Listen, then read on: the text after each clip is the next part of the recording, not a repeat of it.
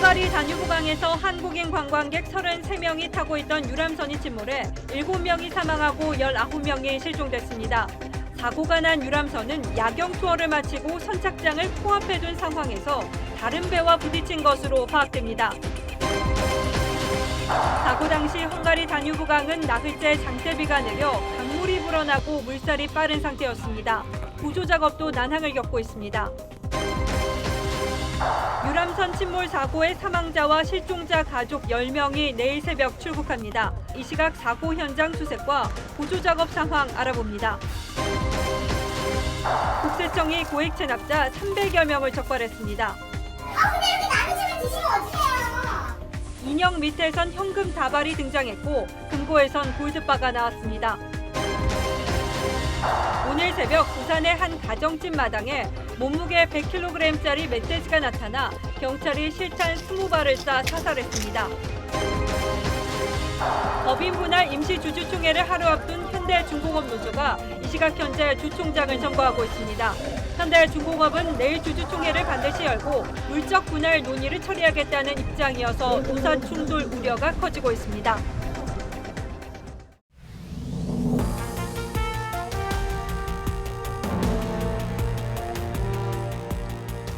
여러분 안녕하십니까, 신동욱입니다. 오늘 뉴스9은 안타까운 헝가리 유람선 침몰 사고 소식부터 전해야 할 것 같습니다. 헝가리의 수도 부다페스트를 가로지르는 다뉴브 강에서 한국인 33명이 탄 유람선이 대형 크루즈선과 부딪혀 침몰하는 사고가 발생했습니다. 사고가 난 시간이 밤늦은 시간이었던 데다가 비바람이 거세게 불고 있어서 피해가 컸던 것으로 보입니다.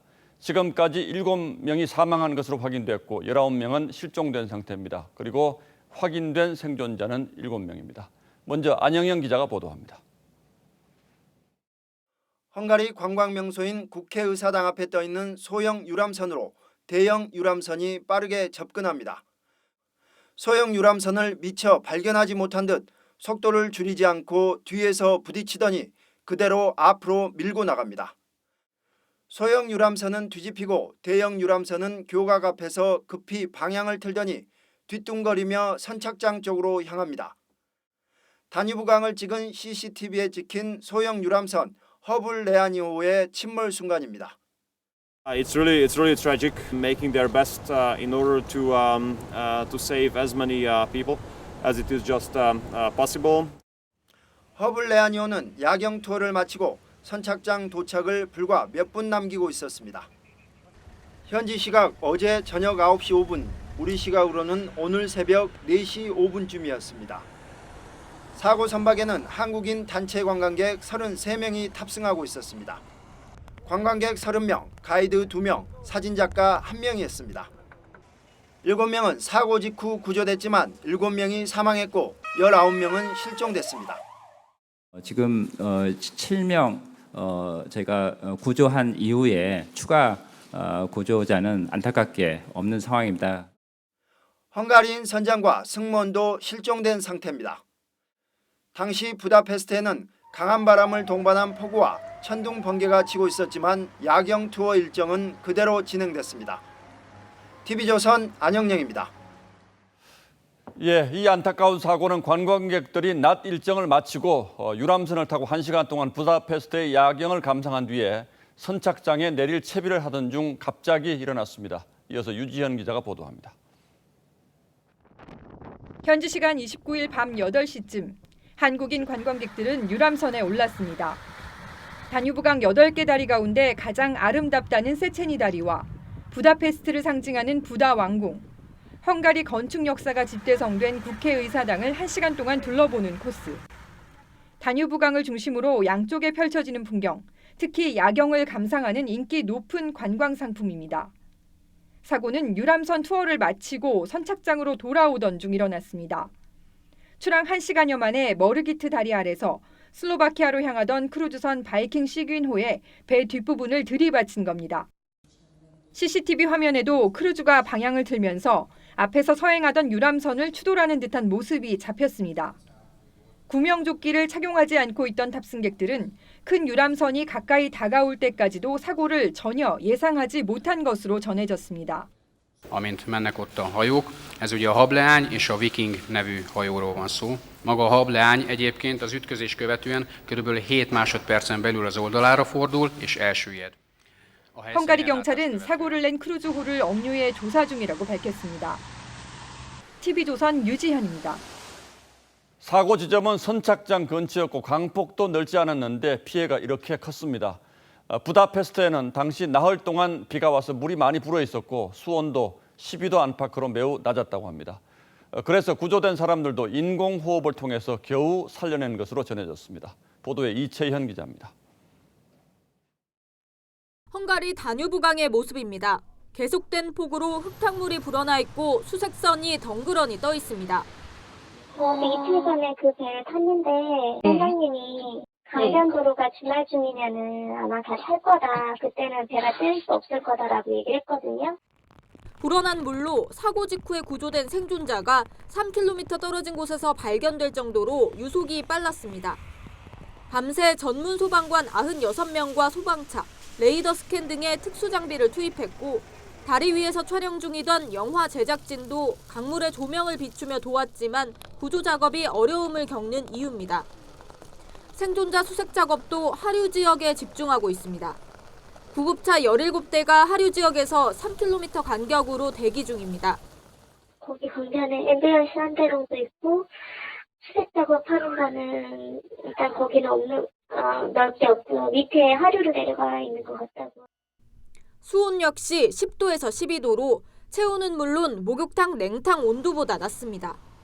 지금은 안정적인 상태지만 구조 당시에는 생존자들도 위험한 상태였던 것으로 전해졌습니다. 심폐소생술을 살린 사람들도 있고 다른 배를 타고 있었던 사람이 있었는데 배에서 가이드 하고 있는데 사람이 떠내려가서 2명을 건졌다고 하거든요. 현재 부다페스트 다뉴브강 전역은 구조선을 제외한 모든 선박의 운행이 차단돼 있습니다. TV조선 이채연입니다. 관광객들이 탔던 유람선 흐블레아니호는 70년 전 옛 소련에서 만들어진 노후 선박으로 2년 전에도 방파제를 들이받는 사고를 낸 것으로 알려졌습니다. 길이 27m에 불과한 이 작은 배를 135m짜리 유람선이 뒤에서 받으면서 순식간에 침몰시켰습니다. 보도에 최수용 기자입니다. 침몰한 유람선 허블레아니는 헝가리어로 인어를 뜻합니다. 파노라마 대기란 선사가 보유한 유람선 12척 가운데 소형선에 속하는 배로 길이 27m에 폭 5m, 최대 탑승 인원은 60명 수준입니다. 선박 등록 현황을 보면 1949년 옛 소련에서 건조됐고 1980년 헝가리제 엔진으로 교체했습니다. 파노라마 덱은 2003년 이 배를 인수해 유람선으로 써왔습니다. 30년이 넘은 선박은 운행할 수 없도록 제한하는 국내 기준에서 보면 노후 선박인 셈입니다. 허블레아니 아래층엔 비바람이나 햇볕을 피해 식사를 할 수 있는 식탁과 의자가 놓여 있고 위층은 5개 공간으로 구성됐습니다. 이 배는 2년 전 역추진을 하는 바람에 다뉴브강 방파제를 들이받은 적이 있는 것으로 전해졌습니다. 반면 허블레아니를 들이받은 크루즈선은 135m 길이에 폭 12m에 달하는 바이킹 식인입니다. 출발 직전 정박 중에 대형 바이킹 크루즈선이 덮친 이런 사고로 현재까지 저희는 보고를 최종 받았습니다. 사고를 낸 바이킹 크루즈는 선박 아랫부분에 충돌 피해가 남긴 했지만 승객이 다치진 않았습니다. 객실만 95개인 대형 선박이 작은 노후 선박을 추돌한 탓에 인명피해가 커졌다는 분석입니다. TV조선 최수용입니다. 자, 그럼 여기에서 현지 상황이 어떤지 교민 한 분을 전화로 연결해 보도록 하겠습니다. 최기선 세계한인무역협회 헝가리 회장입니다. 최 회장님 나와 계십니까? 예, 최기선입니다. 예, 교민분들께서도 많이 놀라셨겠군요. 예, 지금 그쪽에 여행업계 관계되신 분들은 예. 그 배에 관계된 사람들이 현지인도 타고 있기 때문에 상당히 절망하고 실망하는 그런 상태입니다. 예, 뭐 저희도 아직은 외신 보도에 의존할 수밖에 없는 상황이어서 지금 현지 상황이 제일 궁금하거든요. 현지 시간이 오후가 됐을 텐데 실종자 수색이나 구조 작업이 어떻게 진행되고 있는지 아시는 대로 좀 말씀을 부탁드리겠습니다. 예, 저도 오늘 새벽에 와서 사정을 알게 됐는데 현지 시간으로 예. 어제는 모든 강가의 교통수단을 통제를 했었습니다. 예. 근데 오늘 아침에는 교통 통제는 해제가 됐고요. 예, 제가 예. 지금 12시 정도에 다시 한번 나가본 상태에도 마찬가지로 예. 아직까지는 다 통제가 돼 있고 배가 한 대도 움직이질 않습니다. 아, 그러니까 지금 인양 작업을 하고 있는 중인가요? 이게 물살이 지금 비가 근래 많이 와서 구조는 쉽지 않았을 거고 예. 아마도 인양을 하는 작업이 되지 않나라고 판단을 하고 있습니다. 지금 사고 예. 당시에는 비가 많이 내렸다는 얘기가 있는데 지금은 날씨가 어떻습니까? 지금은 바람이 많이 불고 비가 아주 많이 내리는 상태는 아니지만 간간히 계속해서 비는 조금씩 내리고 있습니다. 지금 강 수위도 상당히 높아진 편이고 예. 속도도 상당히 빨라진 것 같습니다. 저희가 듣기로는 지금 이번에 사고가 난 배가 상당히 오래된 배고 또 크기도 작다고 하는데 이 정도 기후면 보통 유람을 나갑니까? 어떻습니까? 통상적으로 여태까지 유람선이 뜨면서 사고가 생긴 경우는 거의 없었거든요. 예. 자, 그리고 이 사고 난 예. 곳이 이제 우리로 치면 한강 유람선 선착장 같은 곳인데 왜 이렇게 인명 예. 피해가 컸는지 저희로서는 잘 이해가 되지 않습니다만 어떤 곳입니까? 지금 도나우강에는 상당히 많은 유람선이 다닙니다. 평상시에도. 예. 그리고 특히 이제 한국 분들 같은 경우는 여기 야경이 유명하기 때문에 야경 투어를 하시는데 여기 언론에 의하면 예. 상당히 빠른 속도로 침몰을 했다라고 돼 있습니다. 예. 그러니까 아마도 구명조끼가 없는 건 아니었겠지만 대처 상황하는 시간에 의해서 너무 빠르게 배가 침몰한 거 아니냐라고 이렇게 판단을 하고 있습니다. 예. 자, 그런데 어쨌든 뭐 피해가 너무 커서 안타까운데 지금 현지 구민분들은 지금 어떻게들 하고 계십니까? 지금 애통한 여기에서 또 일을 하셨던 분도 지금 아직까지는 실종된 상태로 나오니까 많은 분들이 되게 안타까워하고 지금 망연자실하고 있습니다. 예, 잘 알겠습니다. 오늘 말씀은 여기까지 듣겠습니다. 자, 최기선 세계 한인 무역협회 예, 헝가리 고맙습니다. 회장님, 예, 잘 들었습니다. 고맙습니다. 예, 보신 것처럼 이번 사고로 인한 희생자는 확인된 사망자 7명에 실종자가 19명입니다. 피해자 가족들은 애타는 마음으로 지금 현지행 비행기를 기다리고 있습니다. 인천공항에도 취재기자가 나가 있습니다. 윤재민 기자, 아직도 출발을 못했군요. 네, 피해 가족들은 4시간 뒤인 내일 새벽 1시쯤 이곳 인천공항을 출발합니다. 가족 10명과 여행사 직원 2명이 먼저 떠날 예정인데 헝가리로 가는 직항 노선이 없어 카타르 도하를 경유해야만 하는 상황입니다. 비행 시간은 20시간 가까이 걸릴 것으로 보입니다. 이들은 현지 시각으로 내일 낮 1시, 우리 시각으로 내일 저녁 8시 부다페스트에 도착합니다. 여행사 측은 피해 가족들과 모두 연락이 닿았고 지금까지 38명이 가족을 만나러 가길 희망하고 있다고 밝혔습니다. 내일 낮 12시 50분에는 피해 가족 18명이 각각 프랑크푸르트와 빈을 경유해 헝가리로 출발하고 낮 1시 20분에는 남은 피해 가족 10명 모두가 프랑스를 경유해 헝가리로 출발할 예정입니다. 예, 흔히 패키지 여행이라고 하죠. 이 사고 여행객들은 단체 여행 중이었던 것으로 알려졌는데 어떤 일정에서 이런 사고가 난 겁니까? 네, 사고를 당한 여행객들은 사흘 뒤인 6월 2일 이곳 인천공항으로 돌아올 예정이었습니다. 지난 25일 독일 뮌헨을 시작으로 발칸반도 2개국과 동유럽 4개국을 도는 9일간의 일정입니다. 여행 절반을 막 넘어선 5일차에 사고가 났는데 여행객들이 크로아티아의 자그레브를 떠나 부다페스트에 도착한 날이었습니다. 이들은 저녁 때까지 시내 관광을 마치고 야간 유람선에 탑승했습니다. 1시간가량의 유람을 마치고 현지 시각으로 밤 9시쯤 배를 정박하기 위해 돌아오다가 참변을 당했습니다. 지금까지 인천국제공항에서 TV조선 윤재민입니다. 이번에 사고가 난 유람선에는 특히 가족, 친척 단위의 여행객들이 많았습니다. 탑승객들 중에는 3대 가족이 함께 여행을 떠났다 사고를 당한 경우도 있었고 자매가 동시에 실종되는 안타까운 일도 있었습니다. 백연상 기자입니다. 두 손을 꼭 모은 한 남성. 초조한 듯 고개를 들지 못합니다. 헝가리에서 생사가 확인되지 않고 있는 6살 김모양의 외삼촌입니다. 사고 소식을 접한 뒤 만사를 제쳐두고 여행사를 찾았습니다. 여행사 통해서 전화 받은 게 하나도 없어요. 있습니다. 외교부에 직접 전화했고 제가 확인했고. 유람선 최연소 탑승자였던 김양은 외조모인 61살 김모 씨와 59살 김모 씨, 어머니 37살 김모 씨와 동유럽 여행을 떠났다가 변을 당했습니다.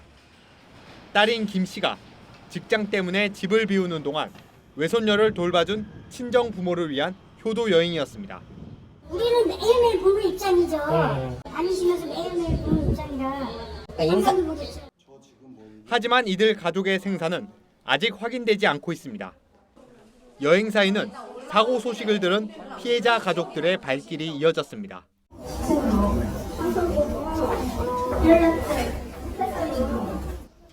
여행사 측은 유람선에 탑승한 한국인 관광객 30명이 9개 그룹으로 이뤄져 있는 것으로 파악하고 있습니다. 가족도 있고요. 아마 친목, 동창 이런 모임도 있는 걸로 알고 있습니다. 전남 여수에서 온 49살 황성자 씨는 시누이 43살 김모 씨 자매와 조카인 21살 김모 씨 등과 여행을 갔다 사고를 당했습니다. 황 씨는 구조됐지만 김 씨 자매와 조카 등은 아직 생사가 확인되지 않고 있습니다. TV조선 백연상입니다. 네, 앞서 전해드린 대로 사고 당시 다뉴브강은 연이은 장대비로 물이 불어나면서 운항 상황이 좋지 않았지만 유람선 탑승객들은 구명조끼를 입지 않은 것으로 확인됐습니다. 헝가리 유람선을 타본 경험이 있는 여행객들 역시 유람선에는 구명조끼도 없었을 뿐더러 안전교육도 없었다고 입을 모았습니다. 예고된 참사라는 지적이 나옵니다. 박재용 기자입니다. 이번 사고 유람선 허블레아니호에 탑승한 승객들은 구명조끼를 입지 않았습니다. 구명조끼는 저희가 현재 공간에 확인한 바에 의하면 착용은 안 했다고 이렇게 돼 있고요. 아마 그쪽 관행이 그런 걸로 알고 있는데. 해당 유람선을 타본 경험자들은 구명조끼가 아예 없었다고 입을 모았습니다. 네, 딱 타자마자 구명조끼는 전혀 못 봤었고, 그리고 또 이제 입어라, 뭐를 해라, 안내해라 이런 거 안내해주는 것도 전혀 없었었고, 그냥 들어가자마자 자리 잡고 바로 앉는 거예요. 구명조끼도 안 입고 배에 타고 또 배에 승선을 하고 나면 굉장히 빠른 속도로 가요. 바람도 굉장히 많이 불고. 헝가리 여행에서는 유람선 탑승이 필수 코스로 꼽히지만 안전 교육조차 이루어지지 않았습니다. 따로 뭐 구명조끼 일단 받은 거 없고 안전교육 받은 거 없고 그런 상황이었어요. 외교부는 사고 유람선 안에 구명조끼가 비치되어 있었다고 했지만 안전관리에 소홀했다는 비판과 함께 안전 불감증이 기운 예고된 참사라는 지적이 나옵니다. TV조선 박지훈입니다. 유럽의 여러 나라를 걸쳐 흐르는 이 다뉴브강은 주요 명소를 강변을 따라서 볼 수 있는 데다가 특히 야경이 뛰어나서 여행 필수 코스로 꼽혀왔습니다. 인기가 좋다 보니까 무리한 운항도 잇따랐는데요. 또 그러다 보니까 크고 작은 선박 사고가 이어져 왔습니다. 송지욱 기자입니다.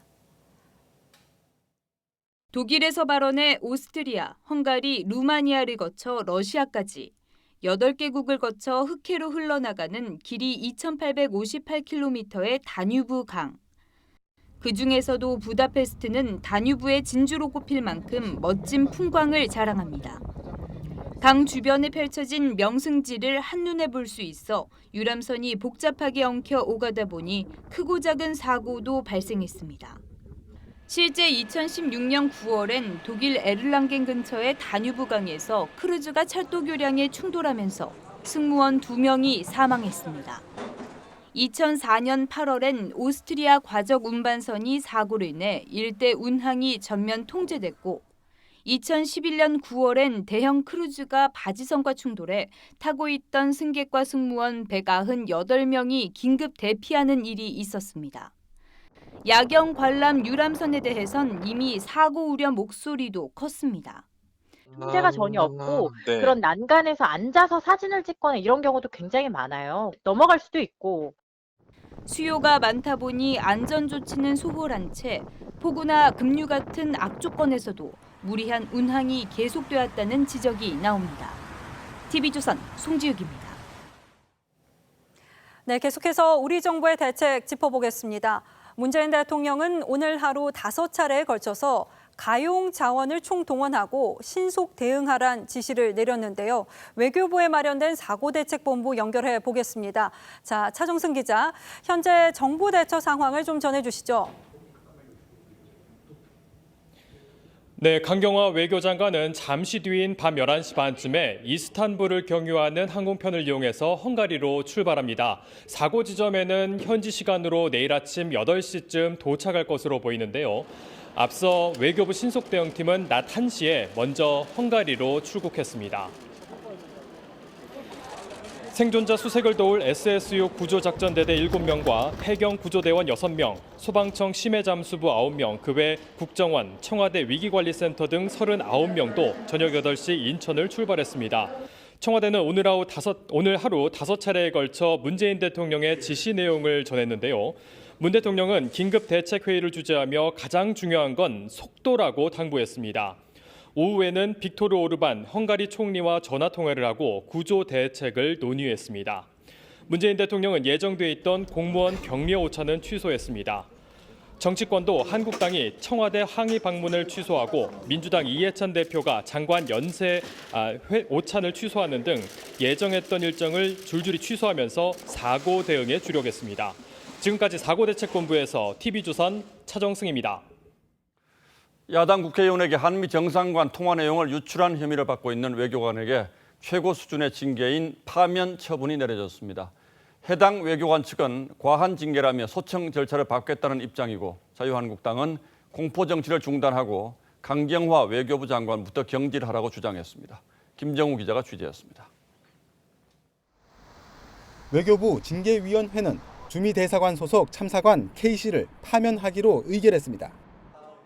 정부가 3급 외교기밀로 분류한 한미 정상 통화 내용을 자유한국당 강효상 의원에게 유출했다는 이유입니다. 오개 선배고 한 30년을 만났고 최근에 만나서 몇 번 카톡 통화하고 한번 식사하고 그랬습니다. 파면은 해임, 강등, 정직 등 중징계 가운데 최고 수위 징계로 5년 동안 공무원으로 임용될 수 없고 퇴직연금도 절반으로 깎입니다. 외교부는 징계와 별도로 K씨와 강 의원에 대한 형사 고발도 한 상태입니다. 더불어민주당은 외교부 결정을 존중한다며 강효상 의원의 대국민 사과를 요구했습니다. 철없는 자유한국당 강효상 의원의 행위는 더욱 엄중하게 처벌받아야 합니다. 자유한국당은 추악한 공포정치라며 강경화 외교장관을 경질하라고 주장했습니다. 문 정권은 속전속결 정치재판으로 야당 국회의원과 국민을 겁박하는 만행을 즉각 중단하라. K씨 측 변호인은 의도성이 없었는데 파면 결정은 과도하다며 징계에 대한 이의제기 절차인 소청심사를 청구하겠다고 했습니다. TV조선 김종우입니다. 울산 현대중공업 임시주주총회를 앞두고 전국의 노동단체들이 울산으로 모이고 있습니다. 사측은 내일 예정대로 회사 분할을 위한 임시주주총회를 강행할 예정이어서 노사 간 충돌도 우려되고 있습니다. 현장에 취재기자가 나가 있습니다. 정민진 기자, 양측이 전혀 양보할 생각이 없는 것 같은데 현재 상황은 어떻습니까? 네, 울산 한마음회관에는 지금 이 시간 민노총이 주관하는 문화제가 열리고 있습니다. 현대중공업과 현대자동차 노조에 이어서 오늘은 민노총 간부까지 합세했습니다. 경찰은 한마음회관에 노조원 4천여 명이 모인 것으로 추산하고 있습니다. 이들은 내일 오전 10시에 열리는 임시 주주총회까지 철야 농성을 시작했습니다. 현대중공업은 주주총회장 시설 보호를 위해 사설경비원 190명을 배치할 예정입니다. 경찰은 충돌에 대비해 경비 인력을 4,200명으로 늘렸습니다. 예, 법원이 오늘 노조에게 불법 점거를 풀어라 이렇게 결정을 했다고 하죠. 네, 울산지방법원은 오늘 회사가 제기한 부동산 명도단행 가처분 신청을 받아들였습니다. 노조가 불법 점거한 이곳 주주총회장을 회사에 돌려주라는 뜻입니다. 오늘 낮 4시쯤 법원 집행관이 업무방해금지 가처분 결정문을 게시하려고 점거 현장을 방문했지만 노조에 가로막혔습니다. 노조가 부동산 명도단행 가처분 결정문 게시도 막는다면 집행관은 경찰에 공권력 투입을 요청할 수 있습니다. 하지만 내일이 주주총회라 실제로 집행하기는 어려울 전망입니다. 경찰은 지난 27일 본사 진입 시도 과정에서 업무를 방해하고 직원을 다치게 한 혐의 등으로 회사가 고소한 노조 간부 등 60여 명 가운데 30여 명에게 소환을 통보했습니다. 지금까지 울산에서 TV조선 정민진입니다. 자, 이렇듯 현대중공업 법인 분할을 놓고 노사 간 갈등에 울산시까지 중재자가 아닌 당사자로 뛰어들면서 상황이 복잡해졌습니다. 그래서 오늘은 현대중공업의 물적 분할에 왜 이렇게 노조와 울산시까지 민감하게 반응하는지 이 문제를 따져보도록 하겠습니다. 자, 강동 기자, 일단 노조 측 주장은 물적 분할이 되면 구조조정, 그러니까 사람을 줄일 수밖에 없다. 이게 노조 주장이죠? 맞습니다. 그리고 이제 또 노조가 주장하는 것이요. 현대중공업이 현재 가지고 있는 부채입니다. 예. 지난해 9월 말 기준으로 현대중공업의 부채는 7조 2,215억 원이었습니다. 그런데 이 법인이 분할이 되면요, 이 부채의 대부분인 7조 576억 원은 신설되는 현대중공업에, 그리고 극히 일부인 1,639억 원이 지주사인 한국조선해양으로 가게 되는 구조입니다. 예. 자, 노조의 걱정은 이런 상황에서 회사의 운영이죠. 조금이라도 어려워지면 임금 삭감이나 구조조정이 뻔하다는 겁니다. 자, 그런데 이 주장에 대해서 사측에서는 뭐라고 반박을 하고 있습니까? 그러니까 사측은 어떻게 얘기하냐면 이 부채 중에 3조 1,000억 원은 이 선박 수주시 받는 일종의 계약금이기 때문에 나중에 현금으로 들어오고 또 나머지 부채 역시 지주사가 연대 책임을 지기 때문에 별다른 문제는 없다고 이야기합니다. 예. 자, 노조가 걱정하는 고용 문제 역시 이 근로조건부터 복리 후생까지 모든 제도는 그대로 유지할 것이라고 약속을 했습니다. 예, 어쨌든 노조는 이 약속을 못 믿겠다는 거고요. 예. 그런데 울산시는 왜 반대하고 있습니까? 그러니까 울산시는 입장이 조금 다릅니다. 법인 분할은 찬성을 하고 있는데 지주회사인 한국조선해양이 서울로 이전하는 것에 반대를 하고 있습니다. 그러니까 노조는 회사 분할에 반대를 하는 것이고 울산시는 회사가 분할되더라도 본사가 서울로 이전하는 것을 막겠다, 이런 거군요. 예, 맞습니다. 그래서 울산시 같은 경우는요, 이 본사가 서울로 이전하게 될 경우 이 법인세 등 세금이 크게 줄어들 것을 우려를 하고 있는데요. 예. 자, 지금까지 현대중공업이 울산시에 납부한 법인세와 지방세 등이 연간 500억 원에서 600억 원 수준입니다. 자, 그런데 회사가 분할되고 지주사가 서울로 가게 되면 법인세는 물론 빠져나가는 인력만큼 지방 세수도 감소가 하겠죠. 자, 울산시의 걱정은 바로 이 부분입니다. 이 사측은 오해라는 입장인데요. 이 서울로 가는 한국조선해양에는 약 500명이 근무를 할 예정인데, 자, 이것은 현대중공업 인력 약 15,000명의 3%에 불과하다는 거죠. 자, 거기다 지금도 450명은 수도권에서 일하고 있어서 기존의 울산 주재 R&D 인력 50여 명의 인력 이동은 없을 것이라고 말을 하고 있습니다. 그리고 울산에 내는 법인세도 거의 변화가 없을 것이라고 말하고 있습니다. 예, 결국 노조, 사측, 울산시의 생각이 다 다른데 또 서로가 또 믿지도 못하고 있고 이런 상황인데, 예.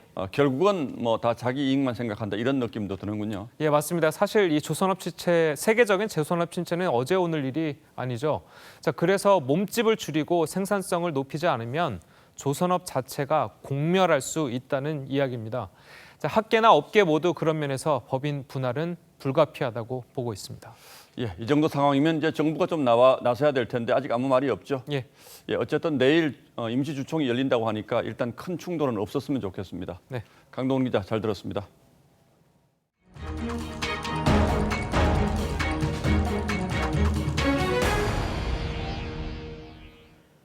국세청이 재산을 은닉하고 호화 생활을 하는 악의적 고액 체납자를 찾아 나섰습니다.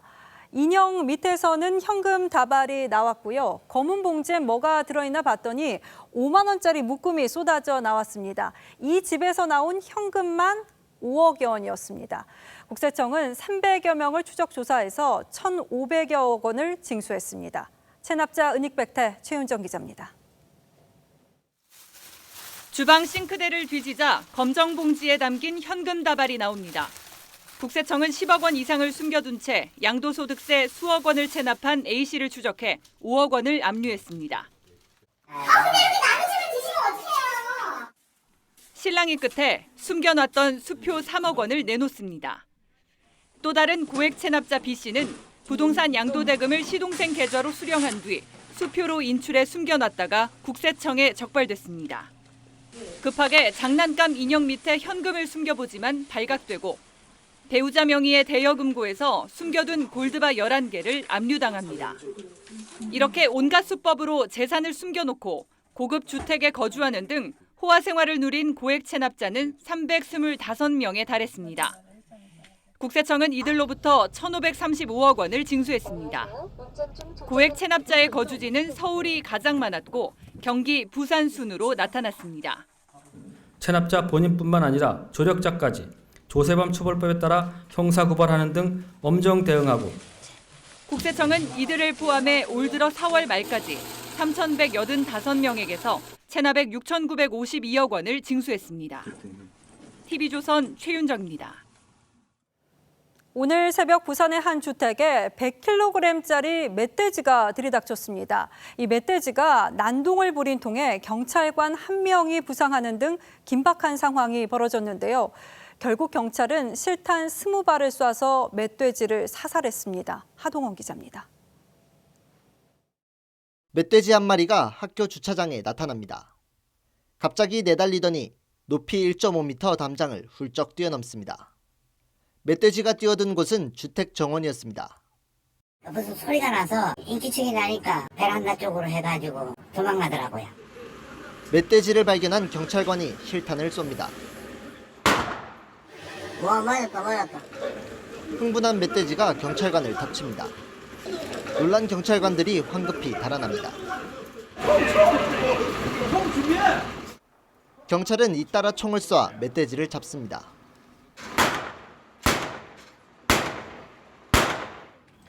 오늘 새벽 5시 36분쯤 부산의 한 주택가에 몸무게 100kg짜리 멧돼지가 나타났습니다. 경찰은 실탄 20발을 쏴 화단 안에 숨어있던 멧돼지를 사살했습니다. 30분 동안 이어진 멧돼지 난동으로 출동한 경찰관 8명 가운데 1명이 다쳤습니다.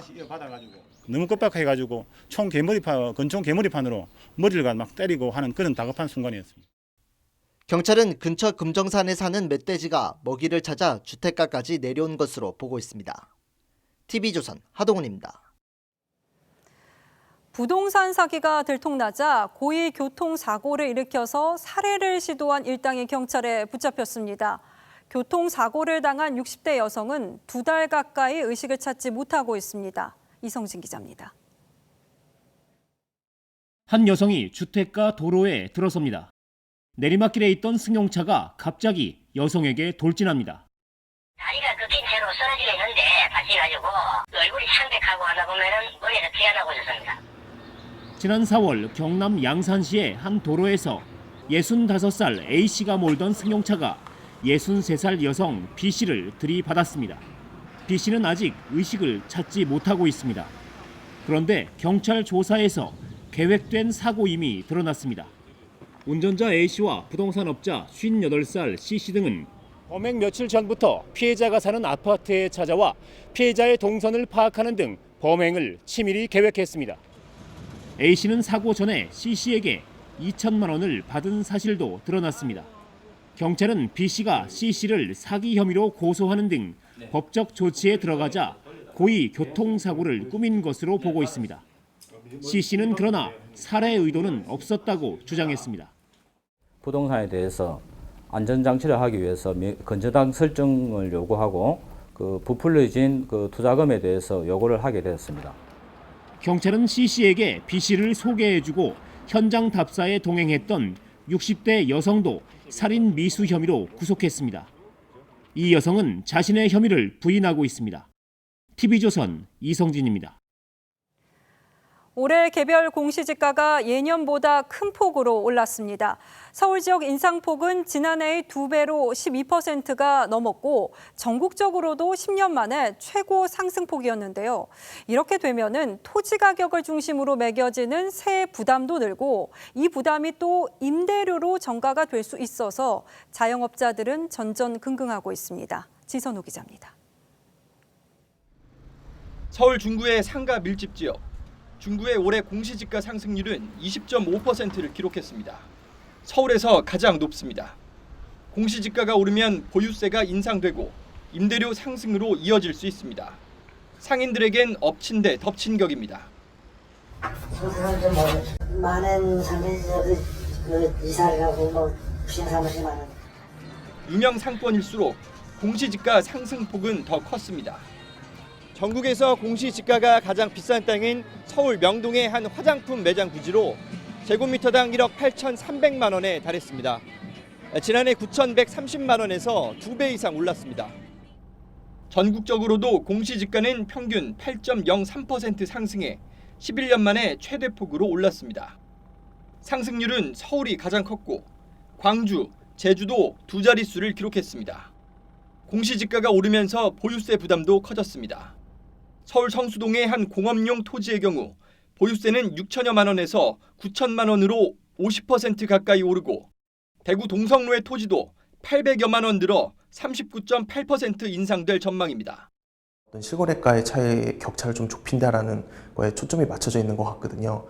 내년 내후년에도 분명히 공시지가의 상승률이 분명히 반영이 될 것 같고요.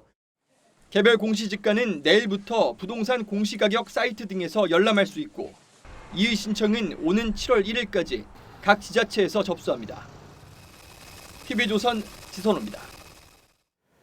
다음 달부터 저축은행이나 보험사 등 제2금융권에서도 강도 높은 대출 규제인 DSR이 본격 시행됩니다. 이 DSR은 모든 대출의 원리금 상환액을 연간 소득으로 나눈 것인데요. 이 비율을 일정 비율 이하로 낮추면은 신용이 낮고 급전이 필요한 서민들의 경우에는 자금 조달에 어려움을 겪을 수도 있다는 우려가 나옵니다. 권용민 기자가 보도합니다. 다음 달 17일부터 총 부채 원리금 상환 비율 DSR 규제가 제2금융권에도 도입됩니다. 기존 1금융권에서 범위가 확대된 것입니다. DSR은 모든 가계대출 원리금 상환액을 연간 소득으로 나눈 비율입니다. 이 비율을 일정 수치 이하로 억제한다는 건 지금보다 관리를 강화한다는 의미입니다. 상환 능력 확인이 필수 절차로 자리매김하도록 관심을 기울여 주시길 당부드립니다. 시범 운영 기간 261%에 달하던 상호금융 평균 DSR은 오는 2021년까지 160%로 낮춰야 합니다. 저축은행과 캐피털사도 100% 이상인 DSR 평균을 각각 90% 수준으로 내려야 합니다. 제2금융권을 주로 이용하는 서민층은 대출을 받기 위해 한층 강화된 승인 절차를 거치게 될 전망입니다. DSR 비율을 낮추려면 소득 확인 등의 절차가 지금보다 더 깐깐해지기 때문입니다. 가장 우려가 되는 부분이 제2금융권 고객들의 자금 조달이 어려워진다는 거죠. 그리고 부채 상환 부담에 직면하게 된다는 거죠. 정부는 다만 2금융권 이용자 가운데 취약계층이 많은 점을 감안해 취약차주 대상 정책자금 대출이나 300만 원 이하 소액 신용대출은 DSR 산정 대상에서 제외시키기로 했습니다. 또 DSR을 따질 때 소득은 더 넓게 보고 부채는 더 좁게 보기로 했습니다. TV조선 권용민입니다. YG 엔터테인먼트의 양현석 대표, 가수 싸이, 그리고 할리우드의 큰손 조 로우, 이 세 사람의 술자리가 성접대로 이어진 것 아니냐는 의혹이 불거졌죠. 당사자들은 부인하고 있습니다마는 쟁쟁한 세 사람의 등장은 끝나가는 줄 알았던 버닝썬 사태에 불을 지피고 있는데요. 여기에 오늘의 포커스를 맞춰왔습니다. 톱 모델 미란다 커의 전 남자친구. 2012년에는 세계적 스타들을 불러 라스베이거스에서 생일 파티를 열 정도로 성공한 할리우드의 큰손. 바로 말레이시아의 억만장자로 알려진 조 로우라는 인물입니다. 그 즈음 가수 싸이와 YG 엔터테인먼트 양현석 대표도 대박을 터뜨렸죠. 싸이는 강남스타일이 유튜브를 통해 대박을 내면서 단숨에 세계적 스타로 발돋움했고,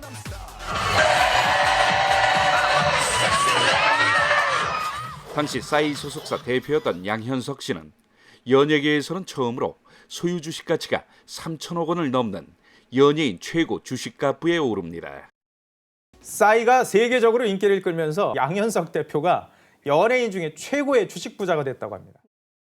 이렇게 잘 나가던 세 사람이 한자리에 모인 적이 있었으니 바로 2014년 7월 서울에서였습니다. 당시 싸이의 소개로 조 로우는 양현석 대표를 만나 술자리를 겸한 저녁 식사를 가졌습니다. 이 자리에는 여성 25명이 동석했고 이 가운데 10명은 유흥업소 종사자였던 걸로 알려집니다. 당시 양 대표가 조로우에게 성접대를 한 게 아니냐는 의혹이 제기됐죠. 싸이는 조로우와 친분이 깊지만 저녁 식사와 술만 마신 뒤 양현석과 일찍 자리를 떠났다고 해명했습니다. 여기 싸이 씨 안 오나요? 네, 안 와요. 싸이는 몹시 곤혹스러워하고 있다고 하는데 여론도 곱지만은 않습니다. 그런 스타가 이런 불미스러운 거에 이제 연루가 되어 있고 그런 기사가 이제 헤드라인으로 나가는 것부터가 외신들도 관련 의혹들을 섹스 스캔들로 소개하며 보도에 나섰죠. 하지만 아직 성접대 의혹과 관련해서는 밝혀진 게 없습니다. 마녀 사냥은 하면 안 되고 일단 사건이 정확하게 밝혀질 때까지는 지켜봐야 된다고 생각합니다. 승리에서 시작된 성접대 의혹이 YG 엔터테인먼트까지 확산되고 그 불똥이 또 어디로 번질지 모르는 상황. 실체적인 진실이 하루빨리 밝혀지길 팬들은 기대하고 있습니다. 뉴스나인 포커스였습니다.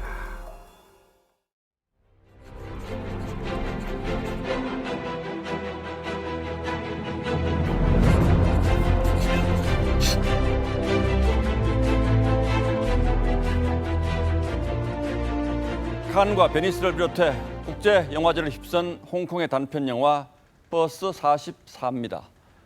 중국에서 실제로 있었던 사건을 다룬 영화라고 하죠. 강도 2명이 시골길에서 이 44번 버스를 습격합니다. 승객들 돈을 뺏고 여성 기사를 성폭행합니다. 그런데 도와주려고 나선 승객은 단 1명뿐입니다. 怎么都是我的呀?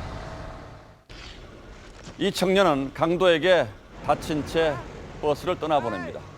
그리고 얼마 안 가 버스는 절벽으로 추락합니다. 刚确认，车上所有的乘客和司机都没气儿了。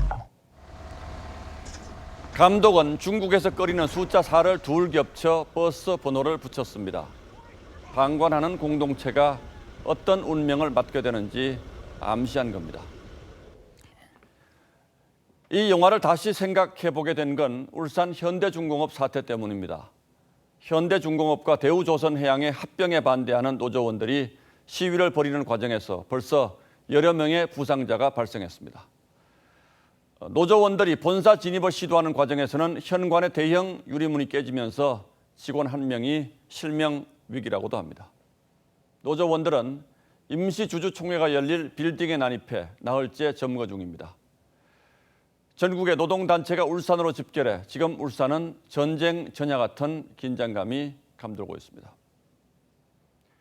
사태를 중재해야 할 여당 소속의 울산시장과 시의회 의장까지 삭발로 파업을 지지하고 나섰습니다. 그런데 현대중공업과 대우조선 합병은 추락하는 조선산업을 되살릴 국가 차원의 전략적 결정이었습니다. 회사는 물론 정부까지 고용보장을 약속했습니다. 하지만 노조 측은 회사가 합병하고 물적 분할이 이루어지면 그 피해를 근로자들이 고스란히 떠안을 거라고 걱정하고 있습니다. 더 큰 충돌이 우려되는 상황이지만 공권력은 뒤로 물러서서 눈치만 살피고 있고 사태는 갈수록 악화하고 있습니다. 그러나 정부도 집권당도 청와대도 아무 말이 없습니다. 지금 울산에서 벌어지고 있는 일들은 특정 기업이나 노조만의 문제가 아니라 우리 공동체 전체의 운명이 달린 문제입니다. 마치 벼랑을 향해 달려가는 버스 44처럼 말이죠. 법이 무너지고 힘이 지배하는 무질서를 용인한다면 그 책임은 결국 헌법의 최종 수호자 대통령에게 갈 수밖에 없을 겁니다. 5월 30일 앵커의 시선은 강 건너 불 울산 사태였습니다. 오늘 강릉, 대구 등 동쪽 지역으로는 30도 내외의 더위가 이어졌는데요. 내일은 낮더위가 좀 누그러져 곳곳이 25도 내외를 보이겠습니다. 공기 상태도 쾌청해서 여러모로 좋은 날씨가 되겠습니다. 강원 영동 지역은 내일까지 바람이 강하게 불겠는데요. 시설물 관리 주의하시고 이외의 중부 지역도 약간 강한 바람이 불겠습니다. 제주와 남부, 충청 일부는 새벽부터 아침 사이 빗방울이 조금 떨어지겠습니다. 오전에는 대체로 하늘이 흐리겠는데요. 오후에는 차차 맑아질 것으로 보입니다. 내일 아침 최저 기온은 오늘보다 높습니다. 전국이 15도 내외로 시작을 합니다. 서울 15도, 대전 16도, 여수 17도로 시작하겠고요. 낮 최고 기온은 오늘보다 조금 내려가 25도 안팎이 되겠습니다. 서울, 울산, 전주 24도 예상됩니다. 당분간 뚜렷한 비 예보는 없고요. 주말에는 크게 덥지 않을 것으로 전망됩니다. 끝으로 안타까운 유람선 사고가 발생한 헝가리 부다페스트는 현지 시각 30일 오후인데요. 밤까지 쭉 흐린 하늘 예상되고 바람이 꽤 강하게 불 것으로 보입니다. 기상정보였습니다. 예, 목요일 뉴스9은 여기서 마치겠습니다. 네, 시청해주신 여러분 고맙습니다.